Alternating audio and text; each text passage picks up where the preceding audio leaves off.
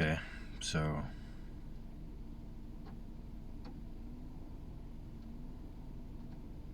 you're more awake than you think you are.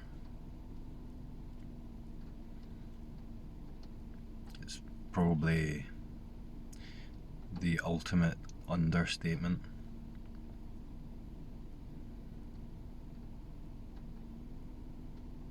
And I'll kind of try and explain why there's a huge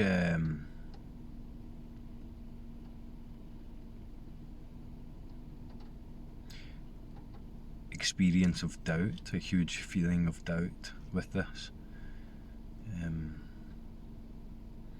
That is so potent that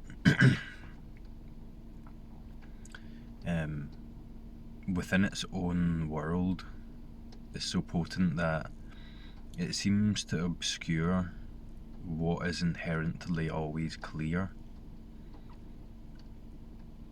What is inherently always clear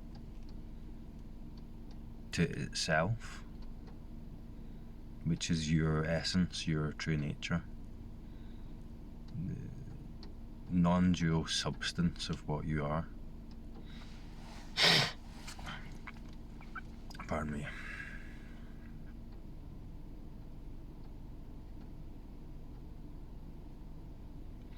You know, even in the face of doubtless clarity,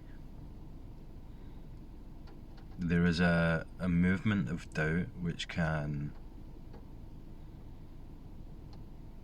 habitually reject or seem to reject that clarity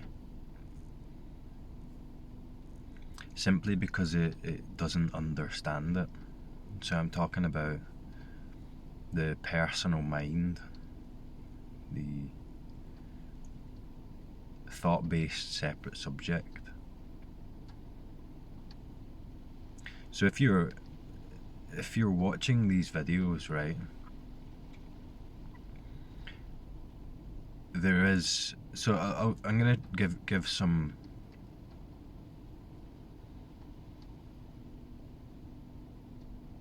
descriptions of recognitions or realizations,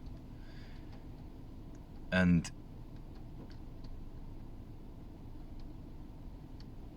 there may be a movement to there might be a it might be relatable. You could maybe relate to that in your own experience, or there's a recognition of this in your own experience. But there can be a movement to identify with a personal quality. And that personal quality is very much mapped out onto a qualifier, an objective qualifier, which is going to be something like awake or unawake, or stages of enlightenment, or, you know, a progression along a linear timeline. So if there's the movement to identify with this, then you can recognize that, and then you can recognize the clarity that shines through that. Because I'm going to point to what is essentially a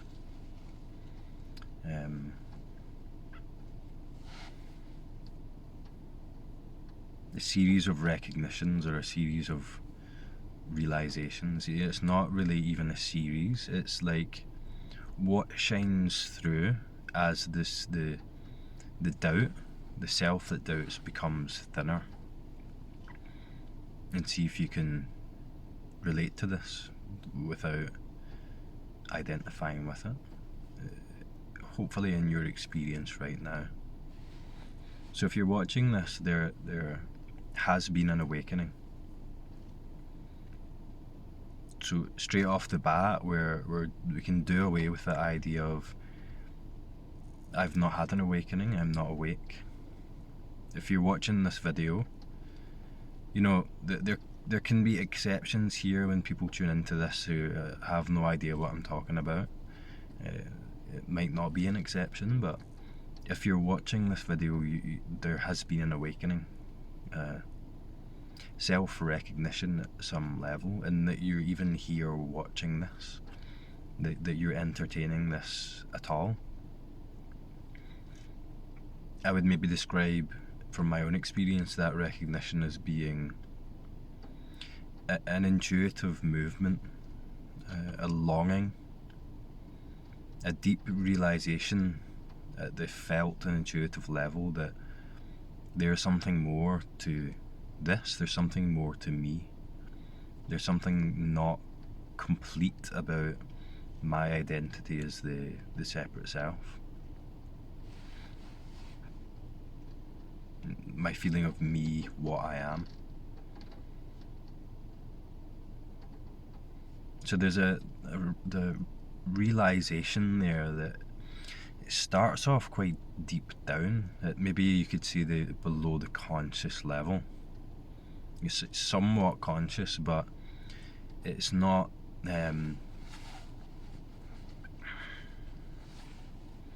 like Scott says, crisp yet. It's not crispy yet. It's not crisped up sufficiently yet. But there's a feeling, there's a movement there, a moving towards something called awakening.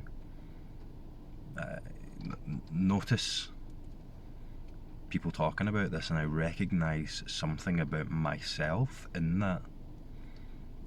Something about my own experience that hits me deeply. And then you watch videos like these. And I would suggest that if you're watching a video like this, then the awakening has, it's kind of, the seed has been planted and it's sprouting its what do you call it? Beans? Stem or something, you know what I'm talking about. So there's that seed there that is beginning to blossom. My terminology with planting seeds is way off, sorry. So it's already begun to sprout.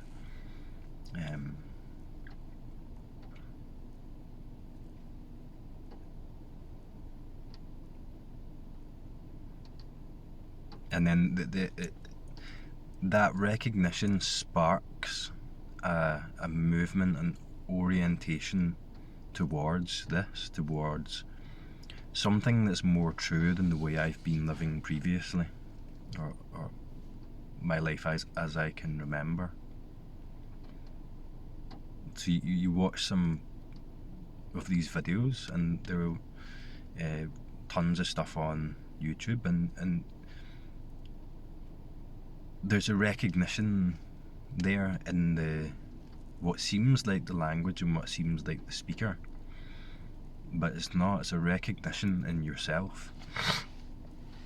And because we are talking about this here, because I'm talking about this, I'm talking about that part of you that has recognized itself at that deep level.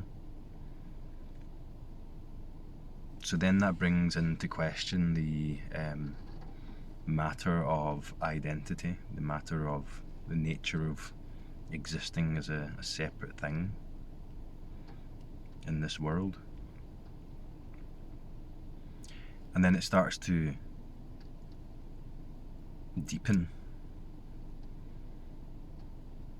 We start to get a sense of, like, you know, what inquiry is about, where we're looking. And it might seem quite conceptual for a while.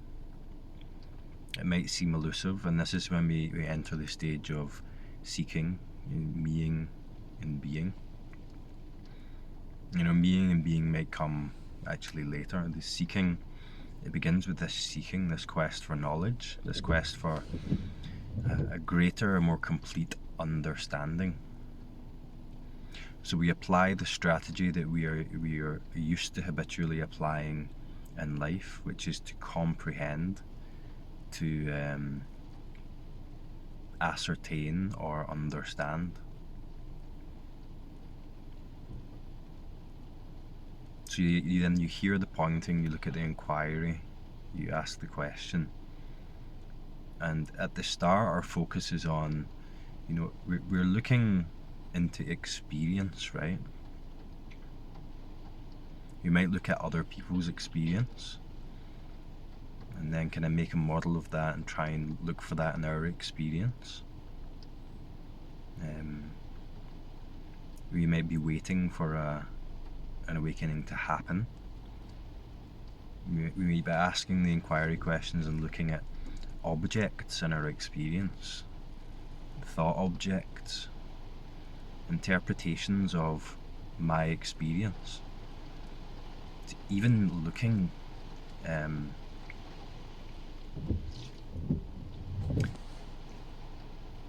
even the looking is this clarity shining through in our experience. But there's a habit there, there's an assumption there that we can look past for a while. And the assumption is very much so that I'm doing this. That this is going to appear as a personal experience or an attainment or something called awakening that's distinct, that I can observe objectively and then recognize and define that as awakening and then own that. So this is the seeking thing. The direction is looking out for a while until we learn to look within, or we learn to look back at the subject, the me, the one here. We will become more interested in there being someone else's experience, a description, a concept, or so on. And this kind of has to exhaust itself to a degree. It kind of has to run its course, because the mind, the self, has to prove to itself that its means and methods are ineffective.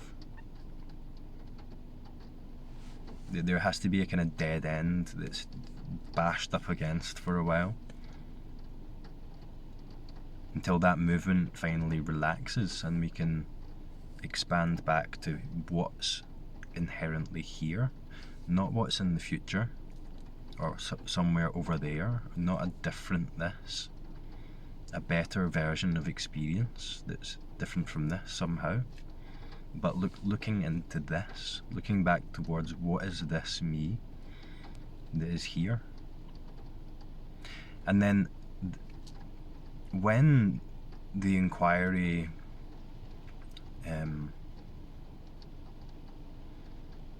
goes deeper than intellect, when it goes deeper than mental comprehension, that function of intellect and comprehending, of understanding the known, of relating to objects from this subjective position, it can relax. It can relax, and what shines through, the clarity that shines through, is the me that's here. Like, what am I that's doing this? What am I that's on this path? And then we have the experience of, then we can have awakening experiences. And there can be different depths of this. Awakening experiences where there is in that what is shining through, in the non-dual nature, the inherent awakeness, awareness, pure knowingness, pure subjectivity that is shining through, that is clearly just here, has clearly always been here, wasn't something to ascertain or comprehend or find apart from what I am, because it is what I am. That can shine through, and then that leads to the meing and being. Because despite the immense clarity of that experience, And it's not fully an experience. It's deeper than that. It's the experiencing that is here before it becomes qualified with forms or distinctions or labels.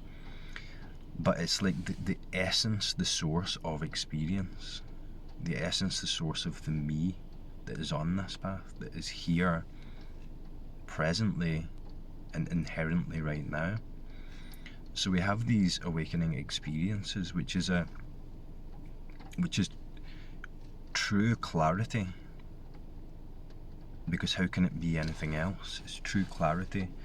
It's this, what you are unobscured by the complexities made in these forms of thought that we relate to and identify with. But what happens then with this meing and being thing is that this shines through, and then it's claimed by the individual. And automatically, the only way it can contextualize that is in the world of the known. And the world of the known is an object, a thought object that I relate to. So it becomes a distinct piece of time when I had this experience along a linear time narrative, and then I lost it. A period that had to be abided in or maintained. Something, the suggestion is that it's not inherent, that it's not just here. It's like I lost it. So something will move spontaneously that experience of self again. Sorry about the noise. It will spontaneously move that well-worn habitual function of living this as and informed by this felt to be real sense of self.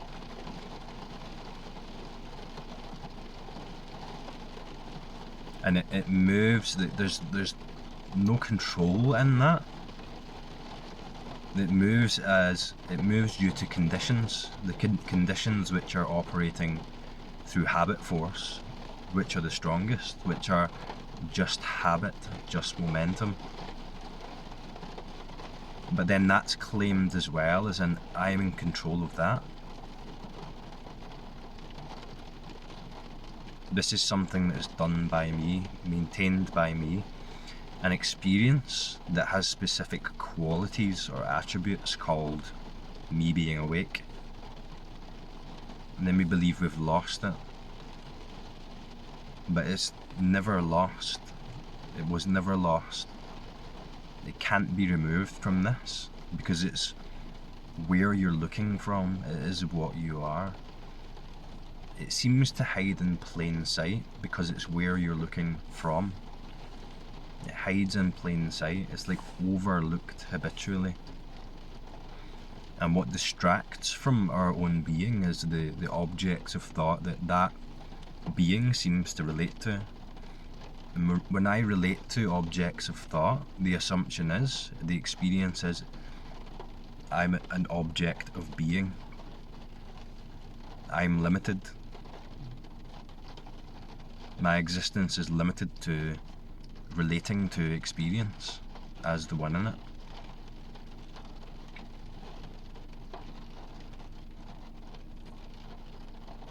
So we have these periods of clarity, and the tendency to frame this in a way where I'm trying to attain an awakening. I got it and lost it. The tendency to frame this in a way where it can be claimed by me. This awakening is something to do with me, the separate person. Seems to obscure it. Seems to create this somewhat painful and frustrating experience of there's a half in, half out. There's a contrast there because I recognise my own being. Because of that contrast, that's the only reason that I know the true pain and true discomfort of living as existing as a separate self. Before I was just in that was it. That was all I knew. So there's a numbing effect. But when we, so to speak, half step out of that, the contrast can become clear, and you can see how uncomfortable it is to live as the self I was living as before. So then we get this back and forth, this arising and passing type thing, where, the nature of the realization there is clear. All it can be is clear. There isn't any doubt in that. The doubt is made of it, is added to it by a felt to be real belief, a thought that's charged up with emotion, an assumption. But the experience of that from the subjective limited point of view, the self, feels real. So there will be thoughts, right? As we're doing this, we're investigating the nature of thought, and we're noticing thoughts as such. As soon as they're noticed, they dissolve. It's almost like the identity falls out of them, because they've clarified as what they are, which is merely a thought. In that, it loses its reality. But there will be thoughts at this stage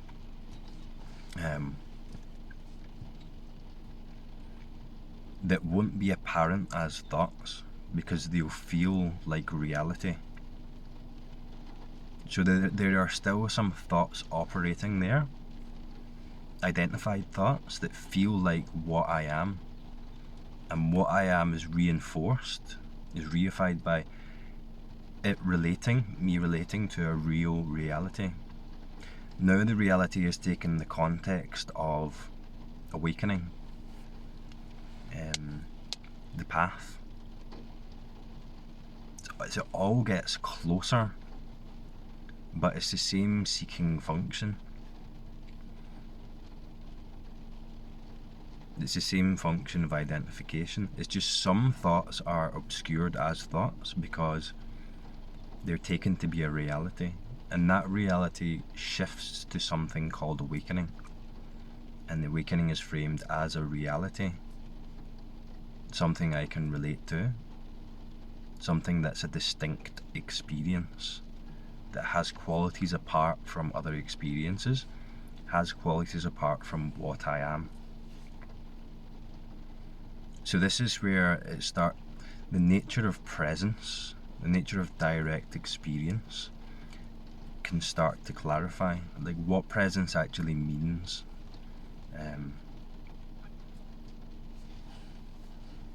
What the word presence points to in relation to this, which isn't anything objective. But this part of the path, it goes backwards. So we've got this progression, and then this meing and being. Let's make a graph here with my fingers. This meing and being that's going up and down, baseline, awake, aware, solid awareness, bliss, and then like the self comes back online, and I get carried away and it comes back down. This is when that whole thing goes back in on itself, and what starts to become clearer is the true nature of presence. When we see enough, I'll try and be careful with the language because I'm framing this as you see something, but when reality, what you are, sees itself, when it clarifies, more of the thoughts clarify as such thoughts, the deeper ones, the ones that are more entangled with identity, the habitual and seemingly inherent ones, the ones that seem like inherent reality until you see it as a thought, that it kind of takes a forward trajectory in a way along this path of the the seeker. And it's very much, we move away from this. There's a diversion of attention. Attention is harnessed by the mind and focused to an object of knowing. That object of knowing being something about me in this path that I'm relating to. You know, when the deeper ones, the ones that are entangled with this illusion of separate self, are seen as such, the whole thing tends to take a backwards trajectory into what doesn't move, which is just inherently here, where you never left. Inherently your experience just as it is, without having to become anything else. Presence gets clearer, and then there's a great relaxation. So the movements in thought can relax down to their substance. The substance becomes clear. The substance being the pure self-aware knowingness that this thinking human experience is made from. And it simply relaxes into its source. And it's like something stops. It's like a 180 turn, and we stop where we are in this pure presence. There's no longer a striving, a moving. We see that that was all motivated by this fundamental assumption, this illusion that I am separate, that I'm here actually in a relationship with something called experience, something called awakening. That relationship doesn't exist. Like Fred Davis, a guy I really like, a teacher, he's quite funny. He says, there's only one thing going on here, and you're it.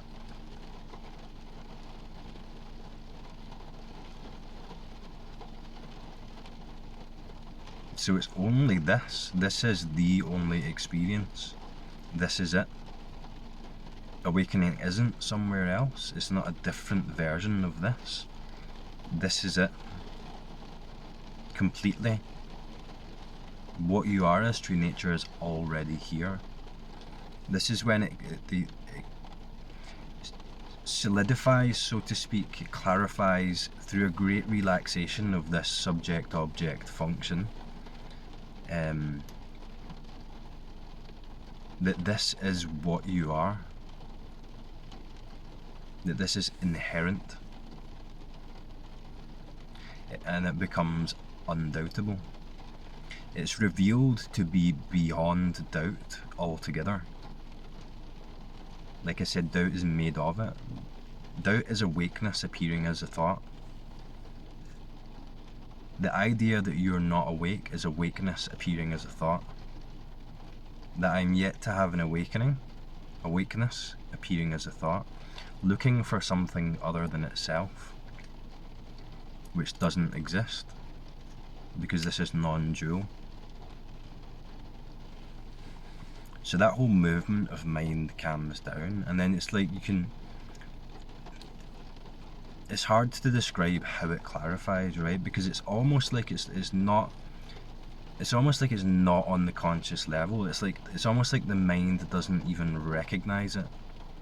Because the mind as we took it, the self as we took it, was just a formation in thoughts. It was just a function made of this substance of awakeness. The substance of awakeness is revealed to be what it is, what you are, you. And your substance as awareness shines through when all those movements aren't going on anymore. So something that never actually happened stopped. Me, the seeker, looking for something else, looking for something separate from me as an experience called awakening.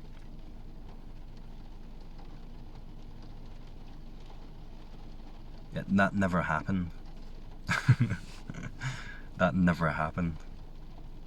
It was always just here. There's a clarification that goes on. There's a disidentification with thought that goes on. but it's nothing like what the mind, what that thought thinks it's going to be like as a projection into the future. So there's a great relaxation, a great relaxing into what's here now, and then what's undoubtable about it. What's more real than that character in this journey is what's here. And what's here is the sense experience that seems to have a separate experiencer in it, giving it the necessity to be called an experience. And we start to see that, again, these thoughts that seem real, seem like reality, they start to clarify as thoughts. And now the reality is, I'm a separate body. I am this body, separate body moving through a separate world with my autonomy and free will. I'm the central character, I'm the protagonist as an object within this world of objects. You start to see that that's simply augmented onto what's actually here. And what's actually here is the unknown, is a great mystery. Even the thoughts are a great mystery, but we start to get in touch with something that's physically beyond the self, so to speak. I don't know if that's a great way to put it, but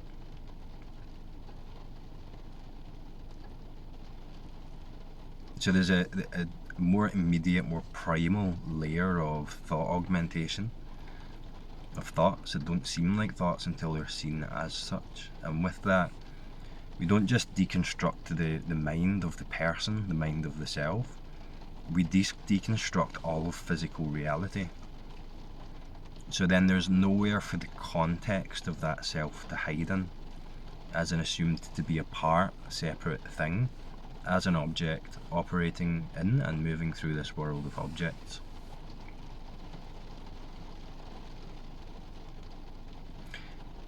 Someone asked me to talk about free will and autonomy.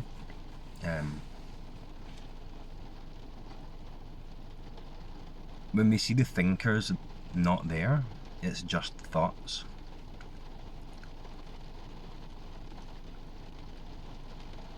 The thinker is suggested in the context of thought. It's an assumption, it's a belief. The thinker is the one who controls thoughts. It feels like autonomous, it's in control, because it's referring and relating to a thought experience. When the thinker's not there, thoughts merely appear due to conditions on their own. Entirely spontaneous, entirely mysterious and uncaused.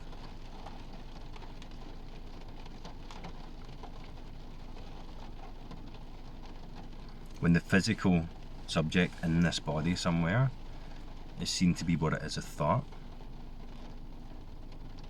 what goes with it is its idea of agency, which is added to the happening, the movements of this, through this time augmentation. It's following this along and interpreting it from this believed to be real subjective position. When that position is no longer there, apart from the world that it's relating to, there's no doer. It happens on its own.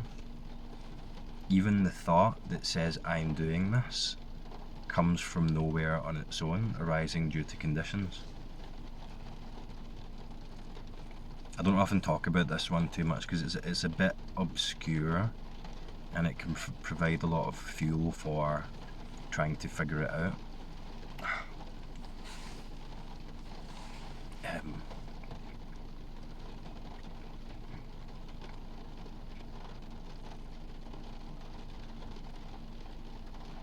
So when did the awakening begin and all that? And is there any point in that where I am not awake, and then I have an awakening as an event, and then I'm awake? from the ultimate perspective of that which is inherent, that never happens. So I always say the awakening doesn't happen, and it can upset some people, because they've invested a lot of the drive to seek is invested in something called awakening, which refers to a better this that's not already this. And to take that away can be a bit of a blow, because we can see that we're not going to get from this what the mind thought, what the self thought it was going to get. It's more total than that, it's more complete, it's more free than that. It's more transcendent of the wants and needs of the individual than that, entirely. But when in that whole process I described there, did the awakening happen? I described what could be interpreted as a few different events in that, along that story, that timeline. But when did the awakening actually happen? Did it actually happen? Is what I'm pointing to something that is not an experience and then does appear in experience and is recognised by the individual? I suggest not. You know, for myself, when this clarified beyond a doubt, it was clear that the awakening was my whole life. It wasn't like I got into non-duality and then had an awakening. I've described it like that because we're limited to talk in this way, but the awakening is all of it. You can't pin it down, you can't define it. It's not a thing. It's not an object we can relate to or define. It's too free, and it is what you are. You are the freedom that is here. You are the infinite possibility that allows this story of awakening to even happen. Because you're pretending, you're playing a role.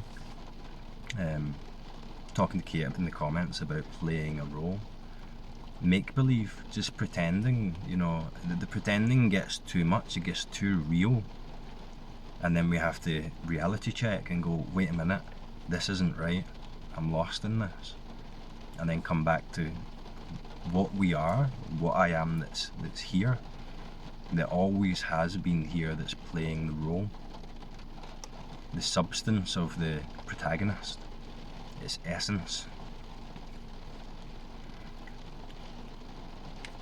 So, you know, sometimes it might not be skillful for me to say to someone, forget about awakening, the awakening's already happened, focus on clarifying it.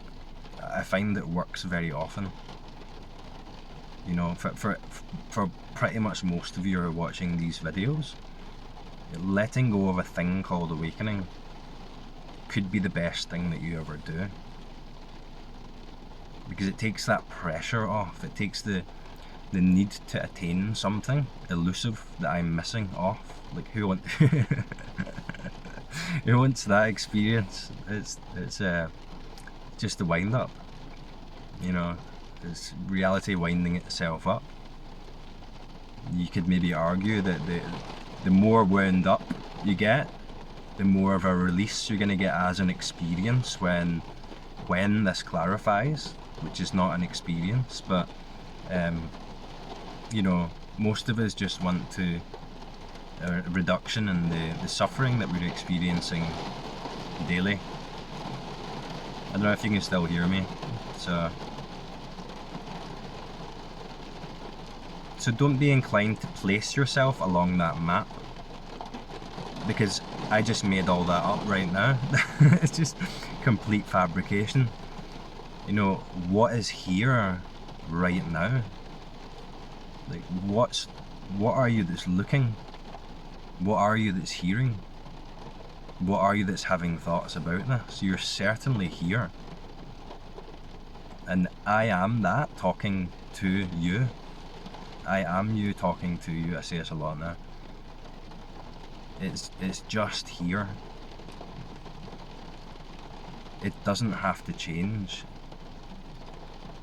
There's a movement away from this that's habitually happening, that it's based on a thought that feels real. You see that for a thought by looking back at the position of the thinker, the one that believes this reality. If there's ever a distinct, definite reality that you're experiencing with knowable qualities, right? You can be sure maybe you're identifying with the thought. So people describe this to me recently, they've had this awakening experience, or this clarity that reveals itself to be here and what you are, and then the mind comes in to claim it, and it gives it its distinct markers, its distinctions and its qualities that it can understand. You can be sure that that's identification.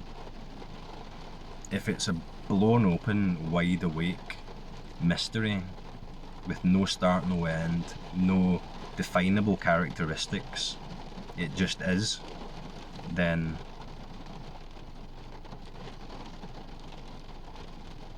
from there, which isn't a place, watch for how the mind comes in to define it. Watch for the thoughts that feel real. Anyway, that'll do for now. Hopefully you could hear me. I'll talk to you next time.